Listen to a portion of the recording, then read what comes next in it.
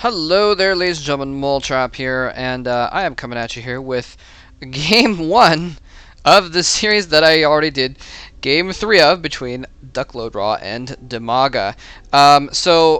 Yeah, even though this game is coming out afterwards, so I just kind of casted that random game on Blistering Sands, and I was told in the comments that, hey, by the way, DuckloadRa is in fact White Raw.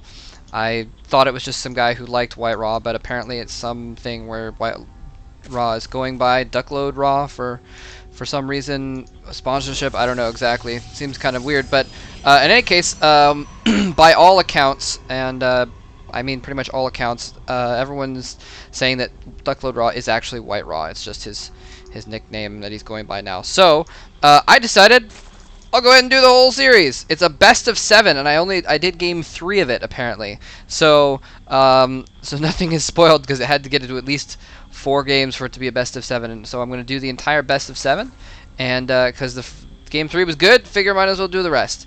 Yeah, it's a show match. This was part of a show match that was done for sc2vision.eu. And so, oh, come on, FPS, pick up the pace. Don't do this to me. Don't do this to me. Usually I can do these graphics just fine. I've been doing this in the past with ultra graphics on 720p, and it's been fine. So we'll see if hopefully it keeps up here.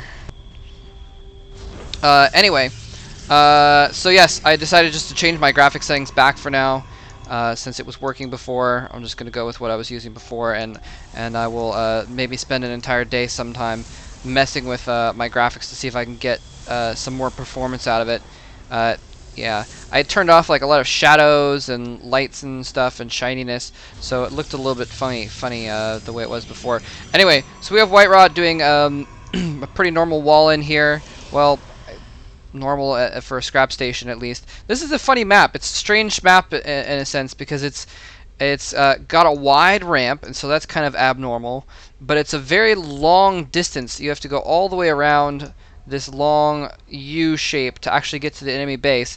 So it's just a weird sort of set of circumstances for a map where it's like a rush map, but it's also not a rush map. You know, it's relative. I mean, there's a really short distance between bases as the crow flies, or as the void ray flies, as the case might be. But it's actually a long rush distance, and then because even though it's a long rush distance, there's a wide ramp as well to protect. So yeah, just a very dynamic sort of situation there. Anyway, interestingly, we have DIMAGA going for a Baneling Nest right off the bat. I didn't even see that actually. Behind lines, he's just gone for one base play here. He's putting out a lot of Zerglings running towards the enemy base. He's got a Baneling Nest warping in, so he's probably going to just go for a bust here. Sort of an all-in bust. He's going to make Banelings outside of the base, and White Raw really needs to know this is happening. Oh man, he's chrono boosting his warp gates, but he needs a sentry. He needs a sentry. He's getting another pylon down here, so that, when this pylon gets theoretically blown up, it will still be he'll still be in okay shape. But this is the weak point right here. These zealots in that gap, so he's just going to run in with Banelings, and I think he might see it now. This probe sees those Zerglings running. He's got to be a little bit worried, but there's not really enough time for him to react. He's got a Stargate warping in, so if he is... Oh, there goes the Banelings! Oh, owns the crap out of those Zealots, and oh no, probes having to be pulled, but not enough probes are there. He's trying to block. No, he tries to put down a gateway blockade to block those Zerglings from getting in until he could get a Void Ray out. Oh, that was brutal. Oh no.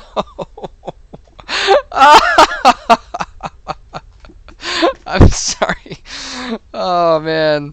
Let's even go back. Let's go back and watch that again. That was just awesome. Oops. There we go. Just to make the video length a little bit longer for anti-spoilers as well. Man, probes coming off the line, and this, just so close. You can see he had the gateway planted. It didn't work though. And so if he'd been able to kind of hold things off with these probes, and that's just beautiful. If he hadn't lost every single probe, he was going to try and hold out until he could get a Void Ray out, and then the Void Ray would be able to you know, deal with everything, all the Zerglings. And he was just, yeah, pretty much all in Zerglings here. Where does Queen go? Was he even marching his Queen? I don't know where his Queen was going. Anyway, so DIMAGA takes the first game of the set, and like it is a best of 7s. Like I said, it's a best of 7. So I'm gonna go ahead and move on to game 2.